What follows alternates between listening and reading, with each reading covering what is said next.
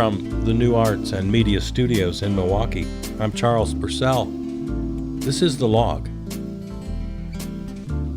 I'm a little concerned about this week's episode, only because the emotional ups and downs. Have you felt this way? The whole Harris waltz thing has been so unexpected that, I find myself excited for a minute, and then some other piece of news hits, and I'm back into despair. Mostly, last week I was just riding high. That was easy, you know. It was just fun to talk with you for half an hour, and just feeling good. But there've been some ups and downs this week in the news, and I always let it affect me. Maybe I need to get back into therapy. I think I need a little help.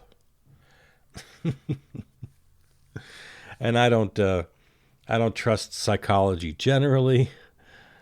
So, maybe I need a little therapy. I'll find somebody I can trust.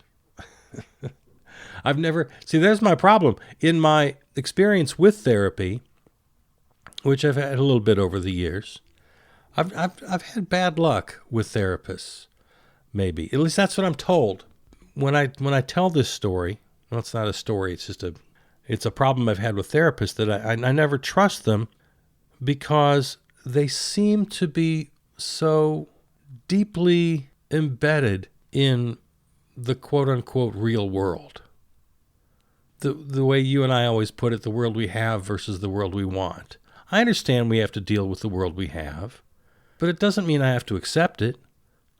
So, for example, if a patient is seeing a therapist and the patient is upset because they're being treated badly at work, I don't want that therapist to say, well, that's just the way the world is. The boss has all the power. There's nothing you can really do about that except work on yourself. See, now that's where a therapist loses me. And I've heard therapists say basically that. Well, you can't live in the world you want. You have to live in the world you have. And in the world we have, it's capitalism, and the people with the money and the people who own things are the bosses. That's just the way it is. So I'm going to try to help you be happy in this world. I don't accept that. That's not a psychological problem. That's a political problem. Well, not what I plan on talking about today. And you know what's happening right now is exactly what I feared coming into this program. I kind of suspected, you know what, when you turn on the mic today, it's not going to go well. I can tell already. You're probably going to go off on some tangent about mental health, and you don't know what the hell you're talking about. And that exact thing has happened. All right, let's see if we can plunge forward here. Let's see if let's see if we can salvage this program. All right. If you're still with me, some quick thoughts on the Harris Waltz campaign. Of course, Tim Walz, they called me Tim. Governor of Minnesota, as you know, is the running mate now, and they had their big debut rally in Philadelphia. So all well and good. It was all very exciting. He's fantastic. If you close your eyes and just listen to him, it's Chris Farley. It makes me so sad that Chris Farley isn't still with us to portray Tim Walz on Saturday Night Live. If I could wave my wand and remake the world, Chris Farley is still with us, healthy and happy, and he plays Tim Walz on Saturday Night Live for the next 8 years. Because they really do sound alike. They sound alike. Absolutely. Here, okay, I don't normally do this. I don't normally play clips on this program, but I'm going to play a couple of clips from the Tuesday rally in Philadelphia. Close your eyes and listen and tell me if that's not Chris Farley. Okay, listen to this. Violent crime was up under Donald Trump. That's not even counting the crimes he committed. J.D. Vance literally wrote the foreword for the architect of the Project 2025 agenda.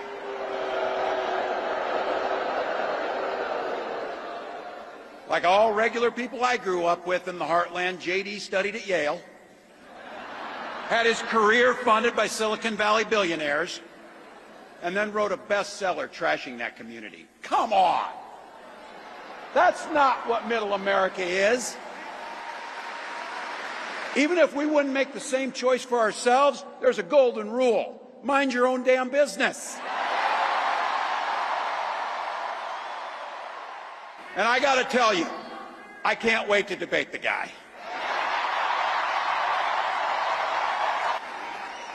That is, if he's willing to get off the couch and show up. So, Right? It's Chris Farley.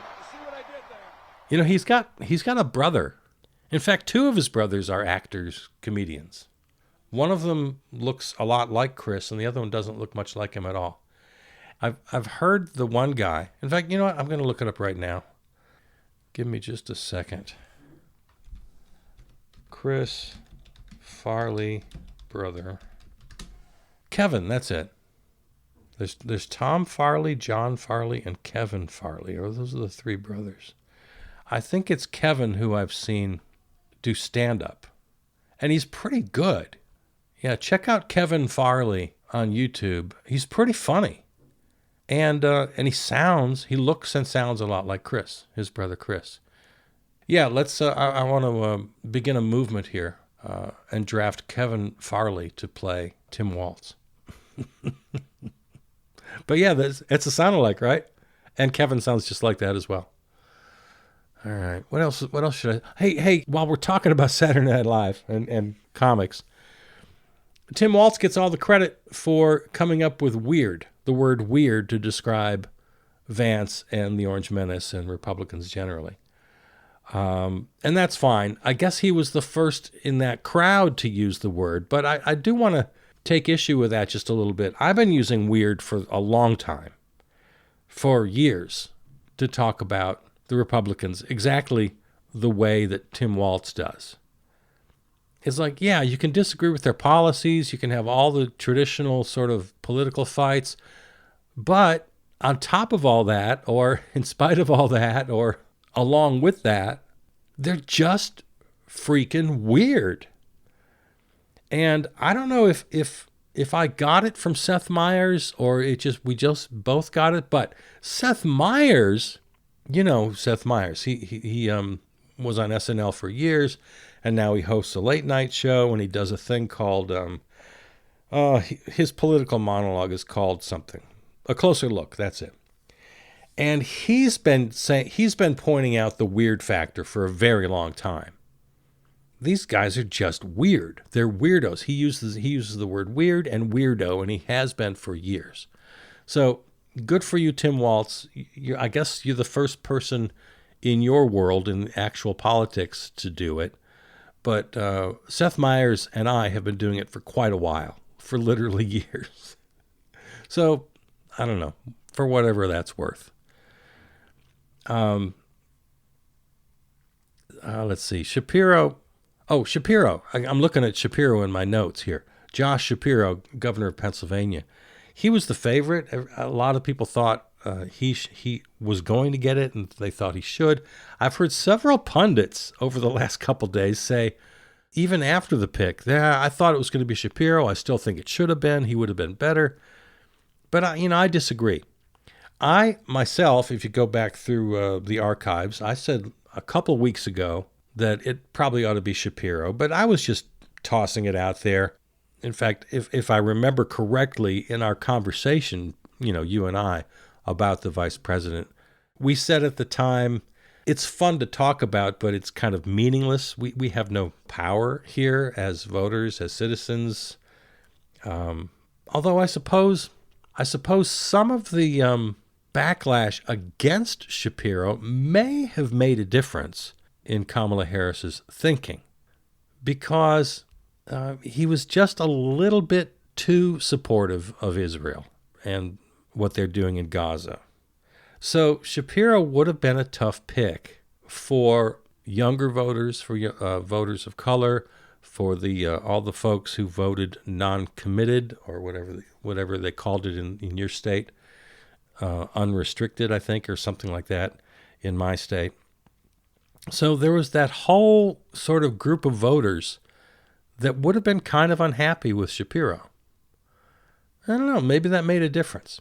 But it's funny, you know how we said, I think it was just last week, we talked about how something seems impossible until it happens, and then as soon as it happens, it seems as though, well, that was inevitable, right?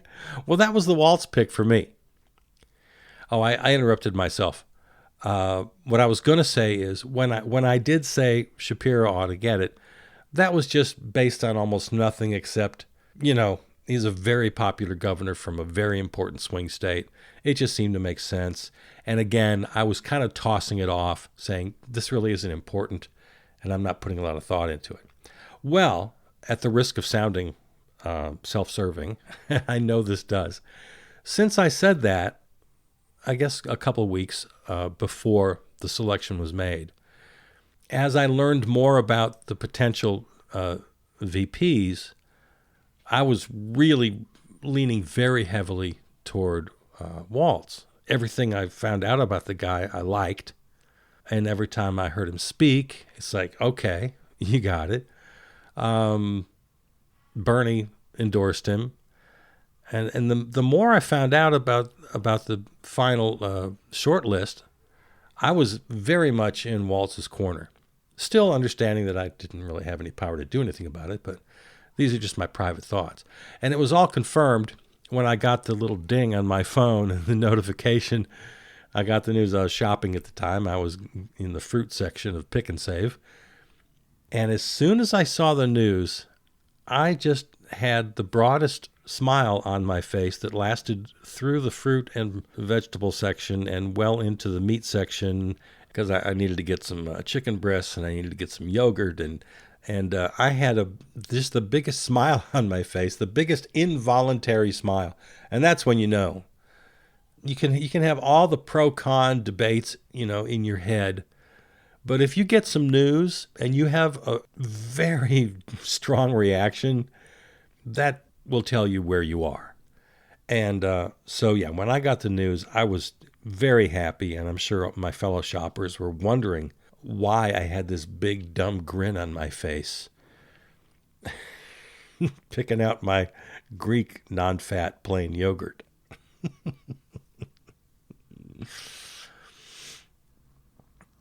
So once the pick goes to Walz, and then we get to the Tuesday rally, and I hear Shapiro's fiery speech, which was great. To me, it was like, oh my gosh, of course it's Walz and not Shapiro. Walz is he's folksy. He's a little bit older. He certainly looks older. He's only 60? I think he and Kamala Harris are the same age, but because he's a little bit heavier and he's a little balder, and what hair he has is white, he looks 10 or 15 years older, which is good. It's very good. It's this Midwestern guy next door who everybody loves. Got this whole happy warrior thing going, If you're old enough to remember Hubert Humphrey, LBJ's vice president, he was known as the Happy Warrior, the Minnesota senator. So that's a great quality. He doesn't have his eye on the top job, which Shapiro certainly would have had, and rightly so. I mean, he's a very successful politician. Why not have your eye on the presidency? So again, once it happens, inevitable. What else could they possibly have done? It seems impossible now to imagine the other scenario. The one thing about the final pick that I just am not going to stand for is any conversation about how this is anti-Semitic. God, I'm so sick of that.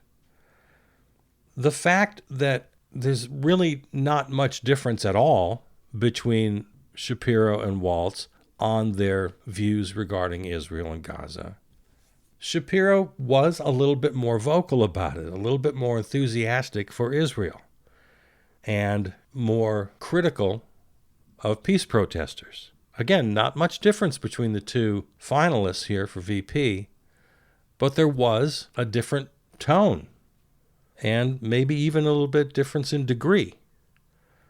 And it was enough to make peace protesters not real happy. And they would have been very unhappy with the selection of Shapiro. But then for commentators and those on the right who want to make hay out of this, or maybe even some Democrats who just can't ever take a win, for them to accuse peace protesters of anti-Semitism again, like they continue to do, based on this whole attitude towards Shapiro, no, I'm just not having that. If you hear that, dismiss it. It ain't true. I'm so sick. I'm so sick of the accusations of anti-Semitism that they keep tossing onto people who understand that Netanyahu is a war criminal, that Israel has been conducting apartheid for decades and genocide in Gaza for almost a year now. I had some protesters march right in front of my building the other day, eastbound on Locust over the bridge. Very happy to support them. So, well, as long as we're here, let's continue in the few minutes here. We haven't talked really about Gaza for a while, but it's really been quite a couple of weeks here, right? Let's be real clear just on the big picture stuff. I've said it before, but it bears repeating. I am not an anti-Semite. I can't think of anything worse. It's horrible to be an anti-Semite, to be a bigot, to be a racist. It's the worst thing you can be.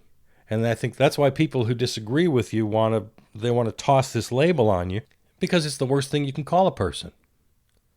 Well, I am anti-Zionist. I don't believe in the Zionist project. You could even call me anti-Israel. Establishing Israel where it is in 1948 was the dumbest thing the world community has ever done. I am anti-theocracy. I'm anti-apartheid. I'm anti-genocide. And all of these things describe Israel to a greater or lesser extent over the years, but to a much, much greater extent currently. And now it's, they come up with this great idea. Oh, I know. Let's kill the Hamas leader right in Iran. And let's escalate things. Yeah, that's a great idea. And then Hamas, they just they filled that position pretty quickly with the mastermind of October 7th. Oh yeah, that's a step up. Lord. UNRWA has reported that 86% of the Gaza Strip is now under evacuation orders. They just keep tossing these people around, evacuating them north and then south and then east and then west, when it's pretty clear they just want to annihilate the whole damn population. And then assassinating leaders in Beirut and Iran. Yeah, that's a great idea. The address to Congress now a couple weeks ago, it just made me sick to have both Republicans and Democrats standing and cheering and applauding. There were some Democrats who didn't show, good for them. There were others who kind of showed as a sign of respect for Israel, but they sat on their hands. Okay, I guess that's something.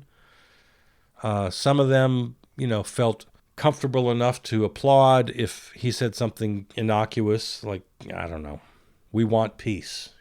Even the worst warmongers will say that. We want peace. Okay, I'll applaud for that line. But Jesus, Netanyahu needs to be arrested. The International Court is seeking a warrant for his arrest. They've already determined that Israel is presiding over an apartheid. You can't call it anything else. Settlers, violent settlers, continue to conduct settler genocide when you eliminate an entire population just by forcing them out, just by taking over their land against international law, and everybody turns their head. Well, not everybody, the United States. See, there's the thing. Netanyahu and the current Israeli leadership have no support anywhere in the world except for right here. And at the risk of sounding so simplistic, and I know it does, but we just have to keep reminding each other that Israel can't do this without us, without U.S. support, without U.S. money, dollars, weapons. They can't do it alone, and they are alone except for us. And to bring this back to the campaign, to the election of 2024, I have a couple concerns. One, the other day we had sort of these record-breaking dips in global markets. And right here, the U.S. stock market, the biggest dip in I forget how long. And now all of a sudden everybody's panicking and wondering if a recession is around the corner. And how is that going to impact the campaign? Well, the very next day there were great rebounds, so I don't know where that sits. It's just a bunch of madmen. The world capitalist market system is insane by definition, and yet it holds this great power over us because it has the power of persuasion to just convince people that things are good or things are bad, and then attitudes and predictions become self-fulfilling.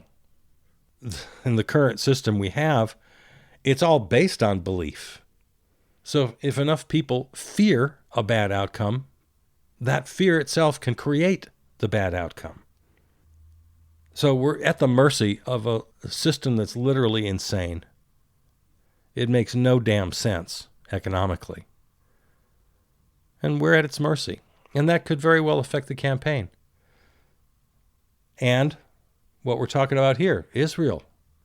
They decide, just making the most incredibly dangerous decisions, to step up attacks, to continue the genocide in Gaza, continue the settlements, the violent settlements in the West Bank, to expand the war, Hezbollah in the north, the Houthis in Yemen, assassinations in Beirut, assassinations in Iran. I mean, what the hell are these people doing? None of it makes any damn sense for anybody. It's not in anyone's interest except maybe the madman warmonger Netanyahu, who figures maybe he can hold on to his power as long as the war continues and even expands. Has he gone off the rails that far? The man needs to be in jail. The man needs to go before the international court and tried on war crimes, crimes against humanity. That, members of Congress, is the guy you're standing up for and applauding. So for all of our hope about the future, because it looks like now that Kamala Harris and Tim Walz have a chance of defeating the weirdos for the White House, all well and good. That's nothing to sneeze at. That's something to be genuinely happy about. But world markets and continued escalation of warmongering Israel, these are things that could have a very negative impact on the campaign, and I'm worried about that.